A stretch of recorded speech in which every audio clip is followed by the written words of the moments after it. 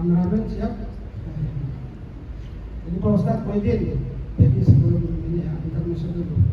Berapa tahun yang lalu, 2 tahun yang lalu kita buat acara di sini ya, Pak Ustadz siapa?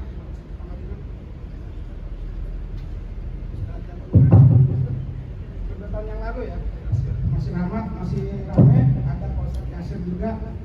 Dan ceramah beliau bisa kita tonton setiap detik, hampir setiap hari muncul di YouTube saya. Jadi itu pentingnya kita dokumentasi teman-teman. Mudah-mudahan nanti juga tim dokumentasi bisa mendokumentasikan ceramah kita hari ini, kegiatan kita hari ini. Tapi yang penting ini Pak Ustadz, Pak Ustadz Muhyiddin, yang penting jangan ada yang nyerempet ya. Kalau ada yang nyerempet, jadi videonya nggak bisa ditayangkan nanti. Baik, rekan-rekan sekalian, Bismillahirrahmanirrahim. Assalamualaikum warahmatullahi wabarakatuh. Alhamdulillahirrahmanirrahim. Wassalatu wassalamu ala asyrafil anbiya'i wal mursalin sayyidina Muhammadin wa ala alihi washabihi ajmain. Amma ba'd. Yang saya hormati Pak Ustadz Muhyiddin, juga saudara saya. Jadi salah satu contoh teman-teman persaudaraan yang kekal ya, salah satu sama beliau.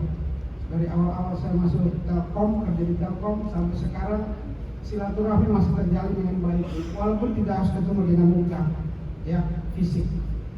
Dan dia juga termasuk dalam grup saya, ya. Jadi bisa tiap hari kita berkomunikasi. Pak Ustadz, terima kasih. Nanti saya jelaskan khusus Pak Ustadz ya.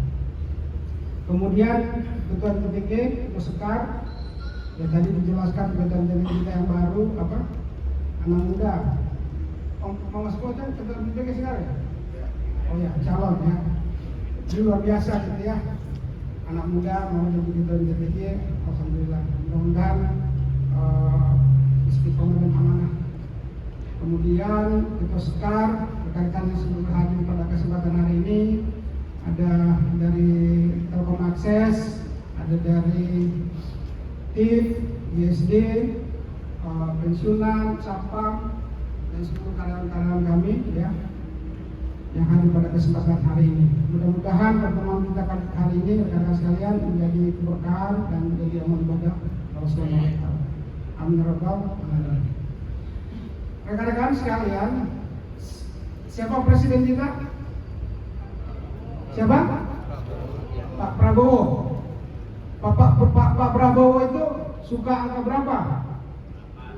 Angka 8. Saya mau cerita tentang angka 8. Saya biasanya kasih iot-iot Pak Ustadz, cuma karena waktu terbatas jadi saya cerita aja. Pertama saya mau mengoreksi Pak Ustadz Melani. Sebelumnya saya ucapkan terima kasih dulu Pak Ustadz Melani yang tahan banting gitu ya. Jadi kita rame-rame sholat yang biasa sampai berapa saf kalau kita salat maghrib 3 saf berubah jadi 3 orang maghrib, dan dia tetap istiqamah, tetap konsisten mengawal masjid kita ini. Terima kasih Pak Ustadz ya. Tapi saya juga mengkritisasi beliau ya. Tadi mohon doa kepada Pak Muskat supaya senantiasa diberi apa? Kesehatan dan bla bla bla memimpin Jakarta Sentrum. Menurut saya keliru, nggak ikhlas. Kalau ngomong selama memimpin Jakarta Sentrum, berarti kan cuma 44 hari, Pak Ustadz. Jadi Pak Ustadz itu mendoakan saya yang 44 hari. Harusnya kan sepanjang masa, Pak Ustadz. Jadi mendoakan memimpin Jakarta Sentrum, dan setelah pensiun bla bla bla bla tetap sehat, sukses, berkah sebagainya. Tidak melupakan Ustadz Melani. Ini 44 hari. Nanti diperbaiki Pak Ustadz. Berikutnya rekan-rekan sekalian, ada 8 hal, ada 8 ya Pak Presiden kita. Pertama, kalau saya hitung, insya Allah kalau lancar, tidak ada lain-lain. Saya bersama teman-teman sebagai keluarga besar Jakarta Sentrum, sebagai GM kalau nggak diganti sampai akhir, tinggal 44 hari. Coba itu tanggal ini. 4 tambah 4 berapa? 8. Alhamdulillah. Hari ini kita pengajian tanggal berapa? 1 tambah 7? Dan yang duduk di depan tadi, saya hitung ada 8 orang bersama saya. Ini 8 orang. Sama lain kan tadi di sini. Saya di situ tadi 8 orang, termasuk Om Arisming 8. Termasuk yang hadir pada pengajian kita ini jumlahnya 8 orang lebih. 8 juga kan? 8 juga. Kemudian teman-teman, saya ingin cerita 8 hal. Ya, jadi jangan komplain kalau lama saya cerita, soalnya ngaji aja tadi lama. Jadi Pak Ustadz tadi ngaji cuma 20 menit, ya saya kali 2 lah. Ya. Dan saya mohon keikhlasan teman-teman untuk full hari ini, mudah-mudahan sampai zuhur Pak Ustadz, nggak usah khawatir. Kenapa teman-teman? Saya ingin memanfaatkan waktu yang terbaik ini menurut saya untuk bisa komunikasi langsung dengan teman-teman. Ya karena ini super lengkap. Anak-anak saya dari Jakarta Pusat ada di sini. Tadi Pak Ustadz nanya, Pak Ustadz masuk Jakarta Pusat siapa GM-nya? Ya saya juga, berarti gabung? Iya, gabung. Dan Pak Ustadz, saya selaku GM itu di 8 witel. 1 witel Bengkulu, 2 witel Sumatera Barat, 3 witel Banten, 4 witel Tangerang, 5 witel Jakarta Barat, 6 witel Bogor, 7 witel Jakarta Utara, dan 8 witel Pusat atau witel Jakarta Sentrum. Alhamdulillah ada mudah-mudahan Pak Presiden kita nanti manggil saya untuk hal yang baik. Soalnya 8 semua ya, termasuk tadi yang hadir lebih dari 8 orang. Teman-teman, saya akan cerita 8 hal. Ya. Pertama, saya ucapkan terima kasih kepada semua teman-teman yang sudah hadir di sini, wabil khusus Pak Ustadz. Saya yakin waktunya padat, tapi beliau bisa hadir bersama-sama kita hari ini. Terima kasih sudah hadir dan seluruh teman-teman yang hadir pada kesempatan hari ini. Teman-teman, kalau Anda bisa memanfaatkan waktu yang singkat ini, mungkin waktu teman-teman terambil untuk acara kita sampai jam 12. Tapi kalau Anda mengisi dengan baik, waktu yang 2 jam ini itu bisa berdampak produktivitas yang jauh lebih banyak lagi.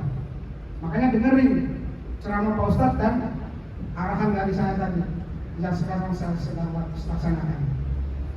Dan terima kasih kepada semua yang hadir, kepada Ketua MPTG, kepada semua panitia, termasuk Madinah yang luar biasa tahan banting gitu ya.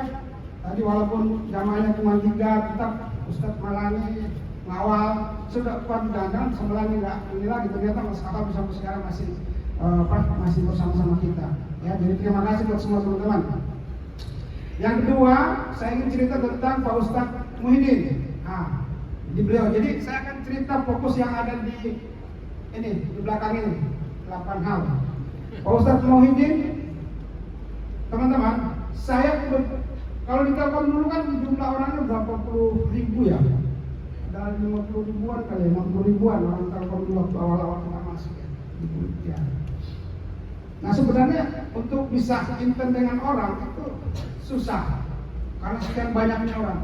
Tapi kebetulan Pak Ustadz Muhyiddin ini kan dulu dedekotnya MTTG di Jakarta, di Telkom Regional 2 ya, Jakarta lah, kan baru bernama ininya. Dan waktu itu sering kali hampir setiap tahun itu ada namanya musabaqah tilawatil Quran atau apa. Ya, ini lomba-lomba lah, dan banyak lombanya. Dan namanya orang baru masuk kerja, dikasih kesempatan kayak gitu, ya saya, dan bukan hanya saya, istri saya juga ikut. Jadi saya ikut dakwah, lomba dakwah, istri saya merantau. Tapi saya nggak tahu ternyata lawannya Pak Ustadz juga. Hadiahnya apa teman-teman? Diumrohkan, haji kalau nggak salah, haji ya. Jadi yang juara itu umroh ke tanah suci, juara MTQ waktu itu. Semangat kita, tapi ternyata lawan saya Pak Ustadz. Waduh. Jadi tapi alhamdulillah Pak Ustadz, walaupun saya kalah sama Bapak, saya tetap bangga bisa pernah ikut dan sampai sekarang masih teringat suasana dulu kita ikut lomba-lomba seperti itu. Dan ya sekarang ini mudah-mudahan ke depan Telkom bisa membuat yang juga jauh lebih bagus lagi ya. Amin ya rabbal alamin. Dan walaupun beliau juga sudah pensiun, masih tetap aktif berdakwah. Makanya spesial beliau itu setelah pensiun baru saya masukkan dalam satu grup. Itu grup saya itu hanya orang tertentu yang masuk dalam grup itu.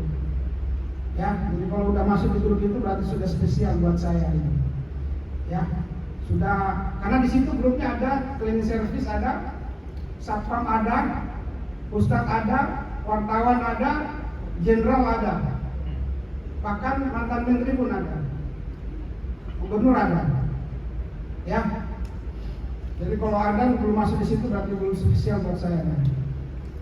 Tapi kalau ada kemarin ceritanya mau dipindahin ke Tangerang sama orang mau diambil, sudah jangan, nanti saya nggak ada teman main bola nanti boleh diambil. Ya, jadi Pak Ustadz ini terima kasih banyak dan alhamdulillah hari ini juga tetap bisa bersama-sama kita.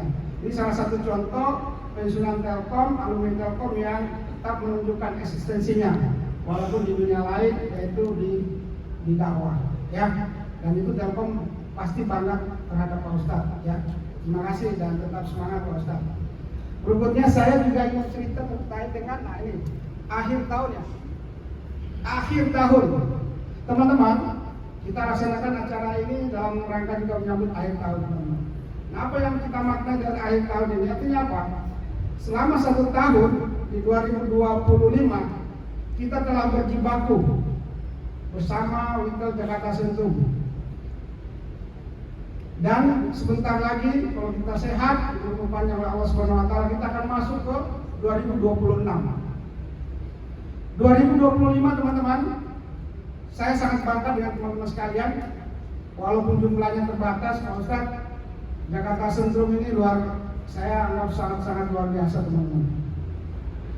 Ya, peninggalan Jakarta Utara, teman-teman sudah tahu, hampir setiap saat the best. Bahkan pernah kita meraih best of the best Winkel Jabodetabek tahun 2022. Dan best culture nasional Telkom Group itu Jakarta Utara. Nah, selama 2025 teman-teman, setiap evaluasi per 3 bulan Winkel Terek 2, di mana saya update Pak Ustadz, Terek 2 sekarang itu meliputi Jabodetabek, Banten, dan Jawa Barat, 3 provinsi. Dan alhamdulillah rekan-rekan sekalian, setiap 3 bulan dilakukan evaluasi, Jakarta Sentrum selalu masuk dalam nominasi the best, masuk 3 besar. Ya, hapus dulu dong buat kita semua. Ya, triwulan 1 masuk 3 besar, triwulan 2 masuk 3 besar, 3 masuk 3 besar. Walaupun belum sempat kita jadi nomor 1, tapi masuk 3 besar untuk level Jakarta Sentrum, di mana adalah gabungan utara dan pusat. Bagi saya itu adalah suatu kebanggaan. Dan terakhir teman-teman, evaluasi sampai dengan November untuk NKU Jakarta Sentrum masih yang nomor 1. Hapus lagi dong. Nah, saya nggak mau sebut angkanya karena sensitif ya, tapi nomor 1, posisi 1 ya, nilainya nomor 1. Dan selama 2025 mungkin Jakarta Sentrum lah dengan jumlah karyawan yang paling banyak mendapatkan apresiasi promosi. Ya, 2 jadi B3, jadi Koda, belum lagi yang lain. Ini juga harus kita syukuri teman-teman. Ya, bahkan ya bisa aja membuat jelas yang lain. Tapi yang jelas kita tidak melakukan apa-apa. Pure itu sistem yang mengatur segalanya. Bahkan terakhir kemarin 2 promosi jadi Koda kita. Jadi terima kasih banyak kepada teman-teman. Jadi apa yang teman-teman kontribusi selama 2025 itu langsung dijawab oleh manajemen, dijawab oleh Allah Subhanahu wa taala akan prestasi itu. Termasuk kita kondisi sehat walafiat. Itu juga adalah bagian dari rezeki yang Allah berikan kepada kita semua.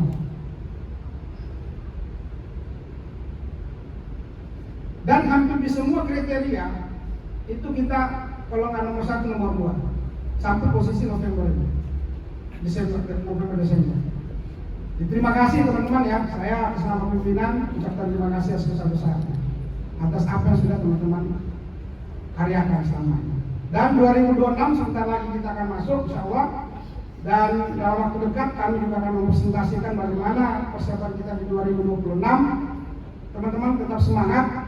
Apapun yang terjadi terhadap organisasi kita, transformasi dan apapun yang lain-lainnya, Anda mutasi kemana dan sebagainya, tetap optimis, tetap yakin bahwa pimpinan-pimpinan kita yang memikirkan perusahaan ini adalah semua orang-orang yang terbaik, yang amanah.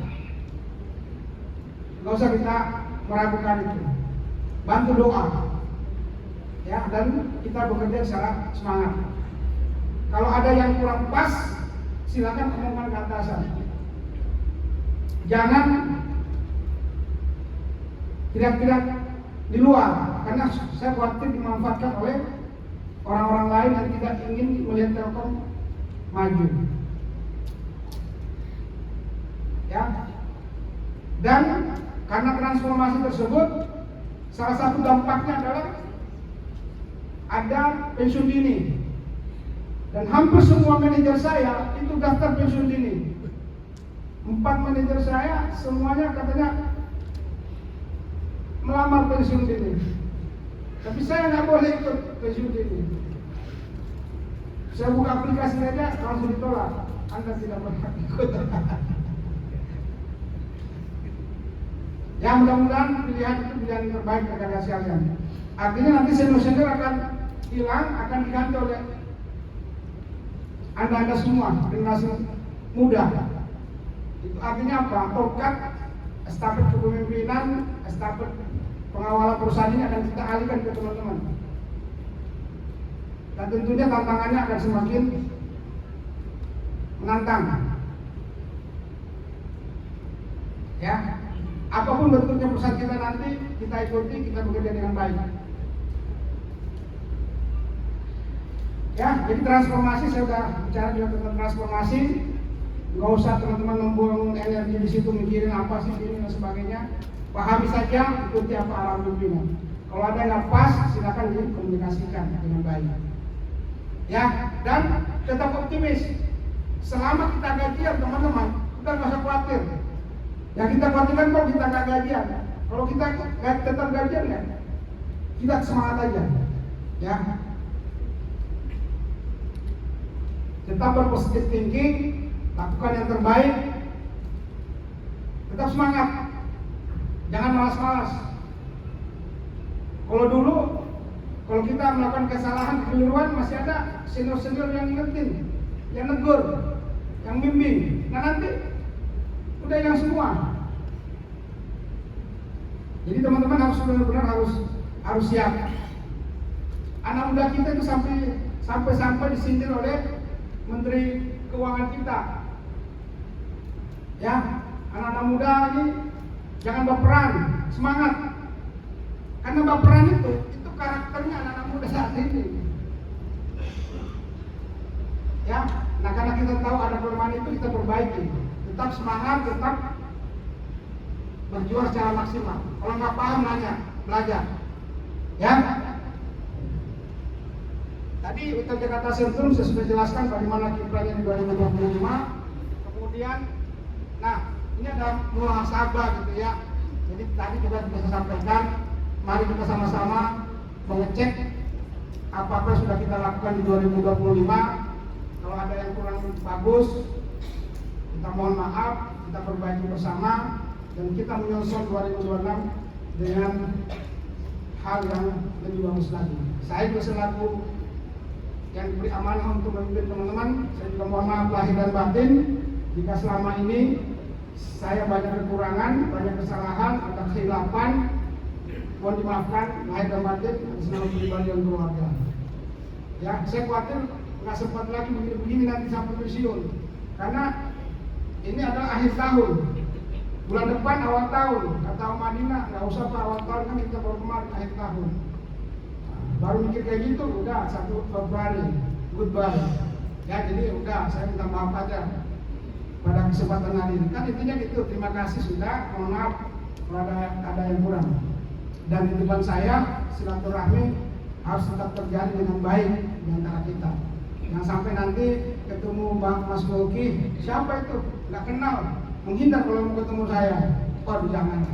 Kalau perlu nyapa-nyapa lah, Pak FM lagi ngapain, saya lagi ada syukuran, datanglah atau apa, tiba-tiba bertamu ke rumah saya, nengokin gitu kan. Kita harapkan, jangan sebaliknya, ramah ketemu sama saya menghindar. Ini gara-gara apa yang nyimpan saya di Muara Karang, saya pengennya digambil tapi disimpan terus di Muara Karang. Nah gitulah, ya.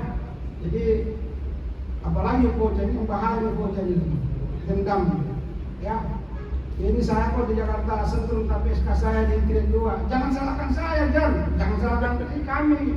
Itu salah yang di sono. Orang kita nggak pernah ngusulin santan cinta di sono, ya. Jadi itu tadi positif thinking aja. Sentrum muda, muhasabah udah, transformasi tadi ya teman-teman, kita lagi bertransformasi. Kan itu berubah terus teman-teman. Bahkan hari ini A bisa saja besok B. Hari ini, 2 hari ini, kemarin hari ini itu lagi dibahas bentuk perusahaan kita nanti yang B2B itu di Bandung. Bos-bos kita lagi workshop di sana. Jadi nanti menurut informasi yang ada, ya nanti kita holding itu sekitar 150, bahkan pernah untuk angka 300, tapi sekitar itulah 150-200 orang di holding, yang lainnya karena perusahaan. Dan kita harus siap untuk bertransformasi dengan perusahaan. Jangan baperan, jangan menolak, ikuti saja. Kata Ustadz Pak Muhyiddin, rezeki kita sudah ditentukan oleh Allah Subhanahu Wa Taala. Tidak mungkin akan tertukar, sudah dicatat di Lauh Mahfuz. Termasuk saya jadi JM 8 Winter, ya itu rezeki dari Allah Subhanahu Wa Taala. Kemudian mindset optimis, dan kita optimis. Nah ini menantang hati nih. Ini harusnya Pak Ustadz nanti. Tapi gini teman-teman, pemahaman saya, apa yang kalian lihat di depan kita, Anda melihat Om Sugi, Anda melihat saya, Anda melihat Pak Ustadz, Om Madinah. Apa yang Anda lihat, sosoknya sebenarnya itu adalah sosok hatinya. Kalau mau Om Madinah kamu lihat nakal, jahat, itu hatinya yang jahat.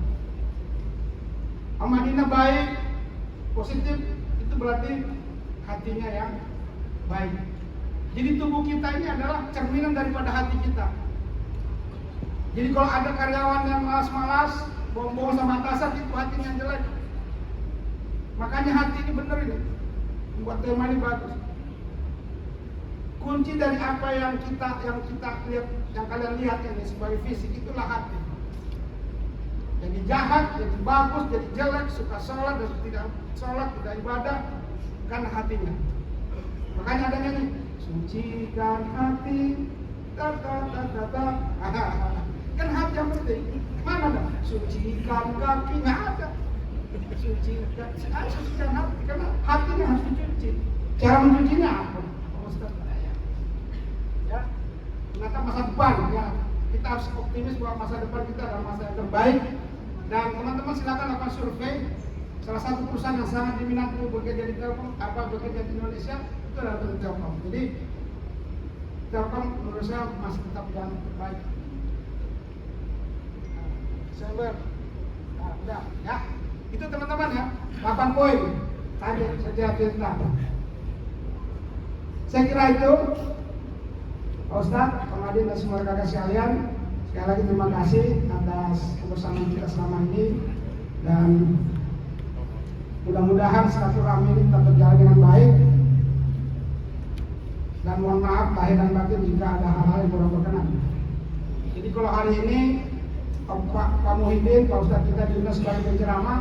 Nah, nanti kalau saya pensiun, Pak Madin diundangnya sebagai motivator aja lah. Ya, tapi lebih mahal kalau motivator. Itu bisa 25 juta sekali ngomong. Tapi untuk hari ini free, gratis. Ya. Ya saya kira itu. Sekarang mohon maaf lahir dan batin. Terima kasih. Sampai ketemu di surganya Allah. Wabillahi taufiq wal hidayah. Assalamualaikum warahmatullahi wabarakatuh.